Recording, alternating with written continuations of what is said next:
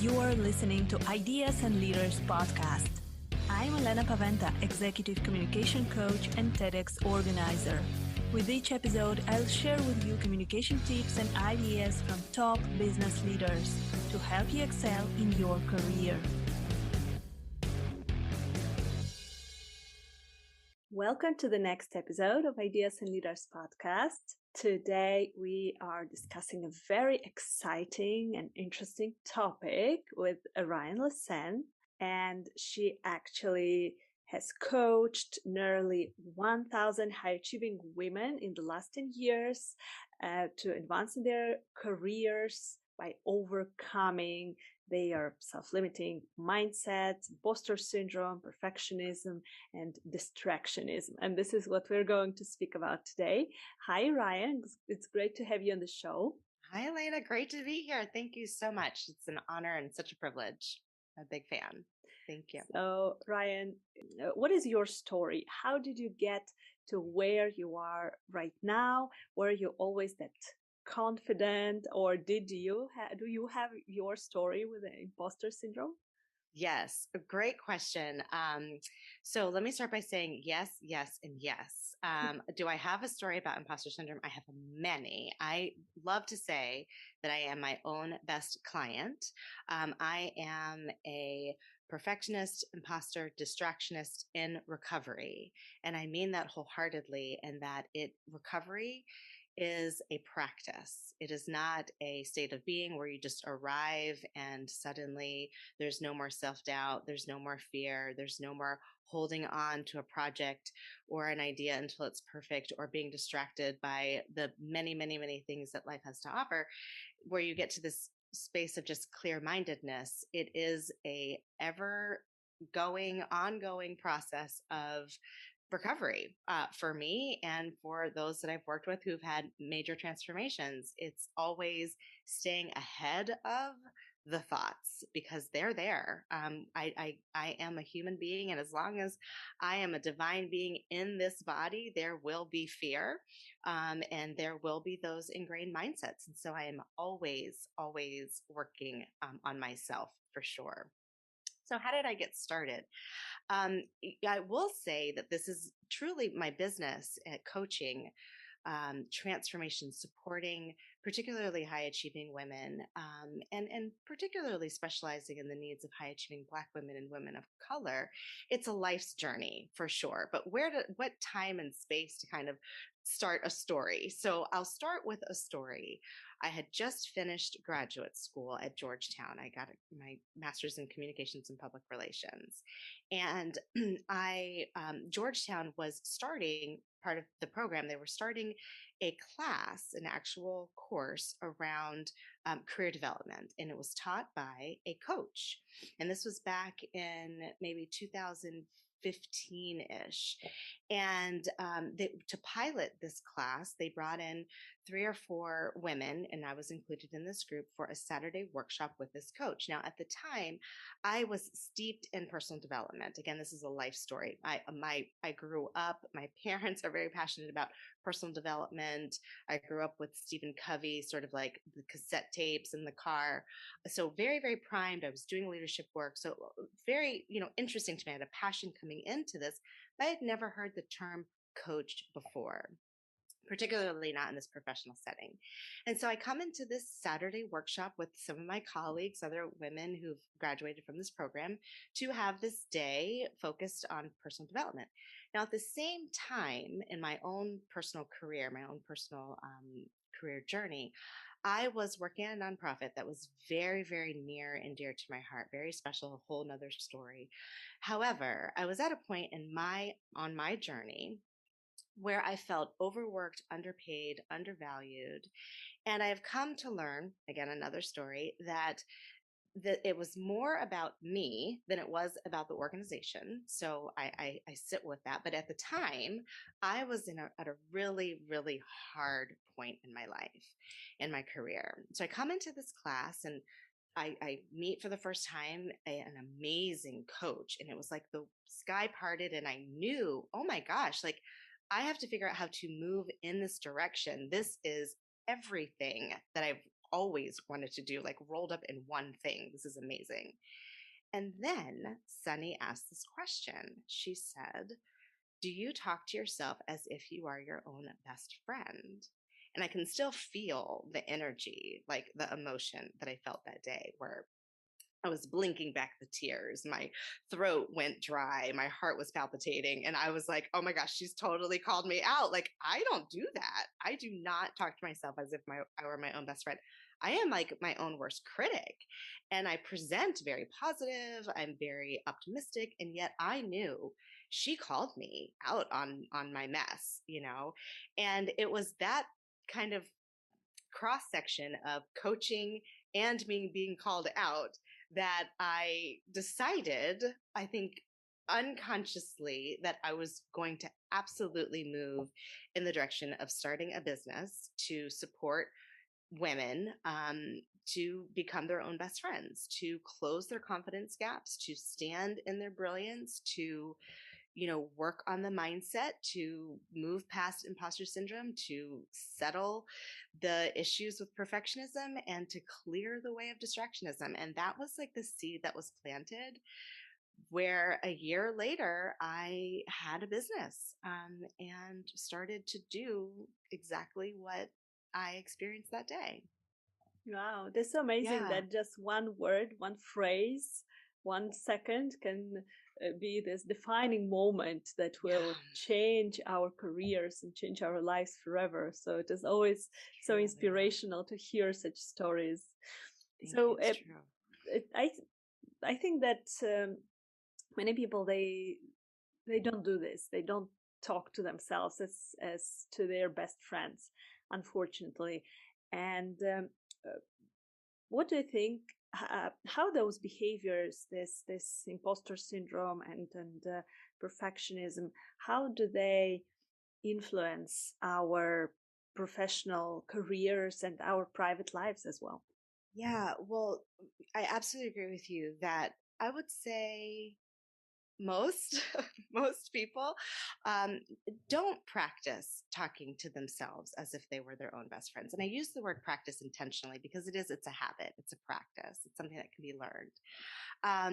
And how does that impact us? Well, specifically around imposter syndrome, perfectionism, it's a mindset, it's a way of thinking, it's a habitual way of viewing yourself and viewing the world. And the way that we see the world, our perception, creates our reality. So if there is a habitual way of thinking that says something like, regardless, this is imposter syndrome-esque, regardless of my degrees, my resume, the accolades I received, all of the notoriety, compliments, even knowing that you are in your purpose, it is this deep-seated fear that you're going to be called out for not knowing the answer, for being a fraud, for somehow having gotten where you are really not by your own merit. So if that is the experience, imagine that at any point in time, at any given day, any conversation, if that is running in the background, if that is almost like the record that is playing, that static, that sound, that constant, flowing of thought around, you're going to be caught, you don't know this, what's going to happen, don't say that thing, you're going to be identified, don't. So this is happening as a person is trying to consciously be in conversation, make decisions, go after their goals, advance their career. And so there's this constant push pull that's happening energetically, where you have desires to move forward, and yet you have this self-limiting belief that is holding you back, causing incredible resistance, causing short-circuiting almost within yourself. This is suffering. It's suffering. And in that space, we are creating our lives. We are raising families, if that's on someone's plate. We are being friends, mothers, daughters, sisters, brothers, fathers, all kinds of things. You are being you in this state of being where you have a desire and you have a self-belief that is limiting. And in between that space, energy is being drained. And not only is energy being drained, but your self-identification is being created in that space. And so if you feel like a fraud, then there is a part of you that believes that you are a fraud, which means that you're creating this self-identity that you're not really trusting. And that is experienced by the person. And so it causes a lot of chaos, and it causes a lot of discomfort within a person who is experiencing the mindset of imposter syndrome and perfectionism, for sure. A lot of suffering. Yeah. Subtle suffering. Yes, absolutely. I can relate to this, and I think that it is interesting why high achieving women, they actually have this. And for example, I can say that I am a high achieving person, and I had this moment in my life where I felt that I need to achieve more, to have a lot of certificates and diplomas, and do this, do that, run a marathon, do a PhD. And then I said, okay, I don't need to prove anything to anyone. I achieved enough. I am who I am. And but still, I have this in the back of my head. I have this, voice that, oh, maybe you're not enough. Maybe you need to do a little bit of more of this. Maybe you need additional diploma. Maybe you need additional something to prove that you're good enough. And as I talk to different women, I see that this pattern, it keeps repeating. Women who achieve a lot and who done amazing things, they keep doubting themselves. So why do you think it is typical for this type of people, and what can we do with this? Absolutely. It's such an important question. So I want to talk about it from a couple of different angles that come to mind, try to organize my answer. One, you said, why? Why do high achieving women specifically tend to fall into this patterning? And there's a host of reasons. I just want to talk about a few. One reason is anytime that we're doing something new, it challenging our confidence. Confidence comes essentially from doing something over and over and over again and feeling like you've mastered enough of the skill to feel, i.e., confident in doing something. You feel like you can do it. There's an assumption that all is going to be well. When we are faced with new circumstances, it is triggering that sense of, am I going to be able to do it? So inherently, there is a level of uncertainty of any person, in terms of their confidence waxing and waning with any given experience. High achieving women specifically, though, again, there's so many reasons why, but most of this, I would say, comes through socialization. We have, and this isn't to blame socialization, it is to just acknowledge the fact that we have been socialized to believe that there is a blueprint of success. If you're able to check these things off, you will be successful. You will then feel successful. And what we have found is that many of us have gone through this blueprint. We've checked all these things off. We've mastered various skills. We've gotten all these degrees. We've followed we've done it all. We've PhD, run the marathons, picket fence, all the things. And yet there is a feeling of not feeling satisfied, not feeling whole, not feeling enough. And that is because our self-worth is not derived from the things that we've achieved. Our self-worth is derived from the acknowledgement of our inner talk. It is talking to yourself, particularly in hard times, saying things like, I love you. We've got this. We can get through this. We can do this. Affirming yourself. When we do those things, regardless of whether we have the PhD or don't have the PhD, whether we're in pursuit or not in pursuit, when we can tap into our self-worth, that is when we can begin to feel like we're thriving versus surviving. Yes, definitely. We need to focus on our self-worth more than just on our achievements and different certificates that we are pursuing, instead of actually feeling our self-worth. Definitely. So if Ryan, you're talking about the three energies of professional advancement. Can you tell a little bit more about this? And how can we use it? How can high achieving women use those energies? Yeah, absolutely. So the energies are confidence, courage, and clarity. And these energies are wholly important for advancement because they are truly the trifecta is going to be able to support a person move from feeling stuck in a particular situation to forward momentum and forward movement. So it's really important to get clear on your why. Clarity is really, really, really important. And what happens so often, we have an idea, we have an inspired thought. And from a physiological level, something happens where for every thought that you have, you're going to have approximately 8 thoughts that tell you why that thought's not going to happen or why, because we have a bias towards fear. And that is basic primal survival. So we're dealing with that. That's there. That's inherent. Now, what also happens is we have an inspired idea, we have an inspired thought, and then we have this flood of other ideas, like can I actually achieve this? Can I do this? Can this happen? And we tend to immediately move to how am I going to make this idea come to fruition? And most of the time when an idea is new, we don't really have the answers to how, so we get tripped up. So how am I going to make this happen? I don't know. And that I don't know can tend to lead us to, well, if I don't know this, then perhaps I'm not ready. Perhaps I'm not enough. Perhaps I can't figure it out. And so we get stuck in this loophole. That's when we focus on the how. When we focus on the why, we get really clear on the why.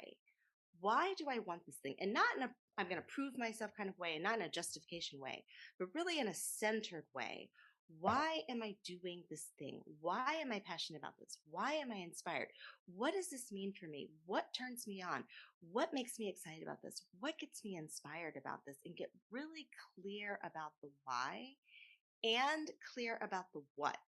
What is it? What does it look like? What's it feel like? What's it mean to me? What's the essence of it?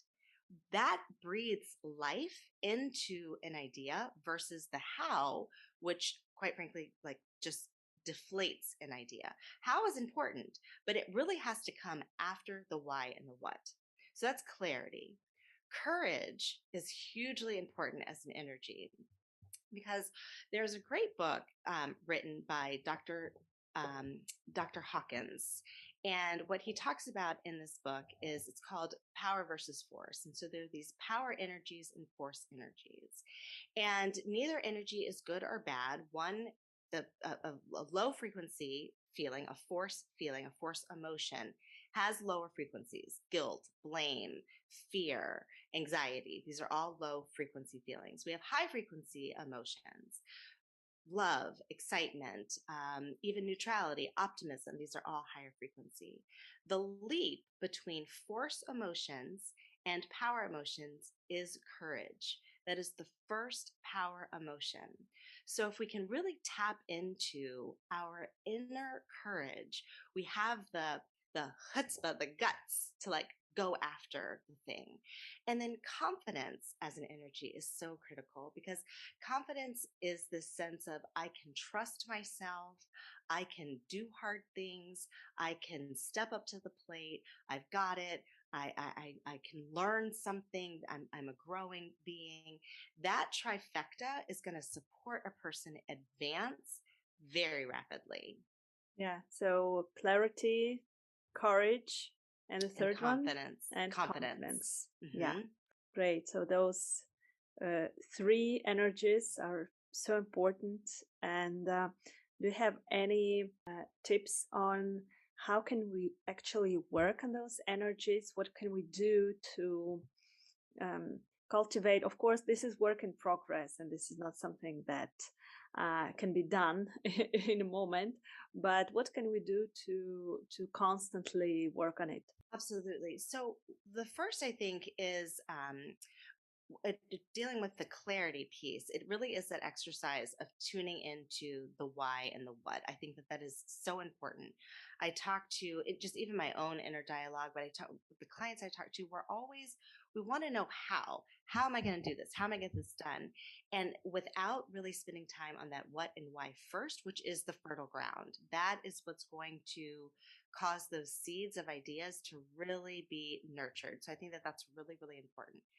As it goes for the just sort of total package of beginning to really tap into these three energies, the best thing I can invite anyone to do is to start a meditative practice for so many beneficial reasons. The main one I want to talk about is because when we slow down our thoughts and when we spend time um, really kind of listening to our thoughts, we begin to hear the repetitive messages that we tell ourselves that go under the radar. We just can't capture them in real time. But when we can slow down and we just sort of tune in, we begin to realize, oh my goodness, I didn't realize that this fear had such a grip over me. I mean, I really have a pattern of self-doubt in this area. And that awareness is curative. When we become aware of, whoa, this has a lot of power over me, we are now at a point of choice. And so then we can begin to become more practiced in, when I hear this thought, when I hear this message in my mind, or when I feel the feeling of anxiety, or when I feel the sensation of my belly tightening, I know that that is a trigger for me. That is an indicator for me that I am misaligned, that I'm either thinking something, I'm feeling something around disbelief, whatever that is. And now that I'm aware of that, I now can take some additional steps to recenter, to ground myself, to, pour on those affirmations, to deep breathe, to reset my nervous system, to talk to myself. Now I can access my inner resource tools now that I have a greater sense of self-awareness.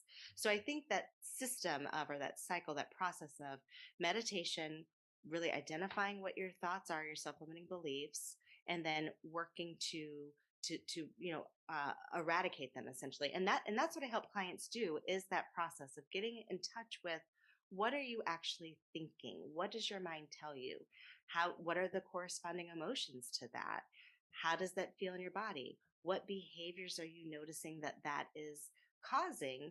And is that behavior, is that result aligned with what you want? And if it's not, how do we re-engineer, reverse engineer that process so that you're having the beliefs that then create the thoughts, the feelings, the body sensations, and the actions, thus the results that are in line with what we do want versus what we don't want. Perfect. Thanks for all the tips. And the last question I wanted to ask you, Ryane, is if you were to recommend to our listeners who want to go to their next career step, or they want to open their business maybe, but they have this inner voice that is telling them, oh, maybe next year, now you still need to learn this and that, you still need to do this and that, you're not enough. So what would you recommend them to do? Yes. So I recommend getting a coach. I really do. And not because I am a coach. It is because I am a client of a coach. And I believe in coaching. Let me just tell a very quick story as we recap. So I shared with how I got into the coaching field and started my business. The next sort of layer of that was I went back to school, got my coaching certificate from Georgetown again. I started my business. And then I literally hit rock bottom, because how do I make this happen? I don't come from a business background. I've never been an entrepreneur before. I didn't know any of the systems. I honestly knew nothing about running a business. And life had it that I was supposed to meet a girlfriend at a networking event. She wasn't able to come. I was like not feeling well. I ran into this woman and she stuck out her hand and said she's a life coach. And I could just feel her confidence. I could feel all the things. I could feel her clarity. I could feel her courage. I could feel her confidence. And I knew that I had to have the thing that she had. And so I stuck out my hand and I said, I'm a leadership coach. And all I could feel was that side bubble saying, wah, wah, wah. You're an imposter. You're not perfect enough. You're not ready. I mean, it was really, really a high charged experience. So she and I went out to lunch, invited me to lunch, and I was sharing with her just where I was in my practice, that I knew I was in my purpose. I knew I was doing good things. And I had all these ideas. I just was riddled with self-doubt. I was riddled with imposter syndrome, perfectionism. I mean, I was in knots. I was so tied up. And she said to me, if you now also, I am a coach, so I believe in coaching. I mean, I believe in the process, but here I am, the tables are turned. I am in need of support. And she said to me, if you want this to be a business and not a hobby, you need to learn how to run a business. You need support. I can help you. And I went through all the same things that, every potential client goes through. Do I have the money? Do I have the time? Am I ready enough? Am I coachable? I'm not perfect enough to be coached. I already should be doing the things I should be doing to be coached. And we worked through all of that. And it basically came down to, if you want to, Ryan, this is me to me, if you want to expedite this, if you want this to really work, if you want your dreams to come to fruition, you've got to have some support. You've got to have somebody, Serena, Venus, Beyonce, Michelle, on and on and on. And the list goes on. All of them have coaches. Like, you need a coach. And I have been with her for the last 6 years. And it has been game changing. So if you know you want to advance, get support. Do not do it on your own. You're doing yourself and your dreams, and equally importantly, you are doing those that you are meant to serve a disservice by not getting support, by going at it on your own. And I say that from the perspective of a coachee, not the perspective of a coach. Yes, I totally agree with you on this, as I am a public speaking coach and communication coach myself, and I coach people to get on TEDx stages. Last year, when I did my own TEDx talk, I had 2 coaches I worked with on my talk, because it is so important to get the second opinion of the person who is an expert on what you're doing, even if you're an expert in the field. So I think that what you say is just crucial in every field. If you want to go one step forward, then you definitely need to look for support. Yeah. I cannot agree with you more, Elena. I cannot agree with you more. And I love that you had 2 coaches. There was a point in time in my business, I had 2 coaches. I was moving into doing more energy work, and I hired a coach to specifically build out that part of my business. I'm glad to hear that you've have had wonderful success with coaching as a coach, because I think it speaks volumes to the coaching relationship and the power of having that expert really hone in on you and your dreams. It's an incredibly powerful relationship. Yes, thank you for doing it. Thank you for helping others.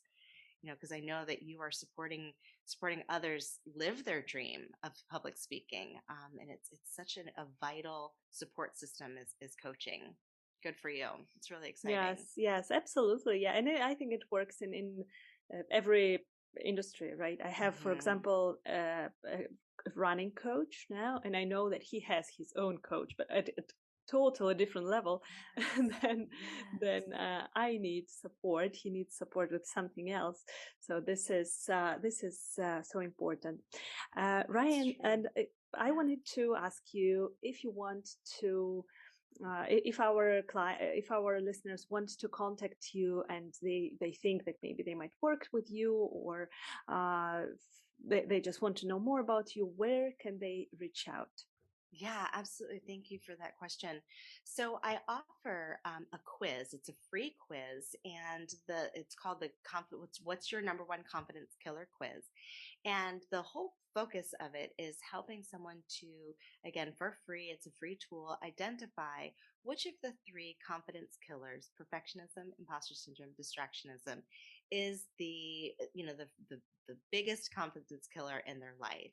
And with that free quiz, a person who takes it or completes it is able to also schedule a complimentary discovery call with me, where we can unpack their results and also really dive into what are their dreams for their professional advancement, and what are some of the things that are causing them a challenge, and how can they, through support of coaching and through the Advanced Accelerator program, really advance their dreams. So that's all free, a free quiz and a free discovery call. And you can find that at www.inspirebrandconsulting.com. You just click the button, take the quiz. That's inspirebrandconsulting.com. Take your free quiz and Perfect. get your free discovery call. Perfect. Thank you so much for your generous offer. We will put the link under the episode so that our listeners can immediately click and take the quiz and sign up for a call with you. Thank you so much, Ryane. It was a pleasure talking to you today. Thank you, Elena. It was such a pleasure to talk to you and your audience. Take care. Thank you for doing what you do. Thank you for listening to Ideas and Leaders podcast. Did you enjoy this episode? Let me know that you listened by tagging me in your LinkedIn profile and using a hashtag Ideas and Leaders. See you in the next episode.